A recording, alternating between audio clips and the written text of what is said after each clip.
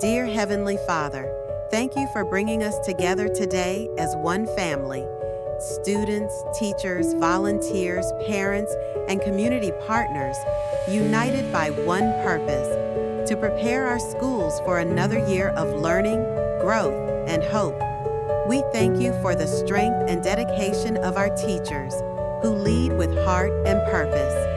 May you continue to guide them as they shape the minds of our youth. We thank you for our students, full of dreams and potential. May this school year be filled with curiosity, growth, and joy in learning. We thank you for our stakeholders and community members who offer their time, resources, and support so selflessly. Remind us that every nail hammered, every classroom cleaned, and every act of service today is a step toward a better future.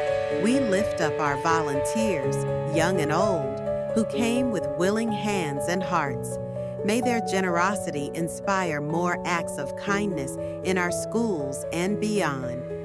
As we begin Brigada Eskwela 2025, may you bless this week with unity, safety, and the spirit of Bayanihan. Let this not only be about cleaning classrooms, but about building dreams, nurturing hope, and strengthening our communities. All this we pray in your most holy name. Amen.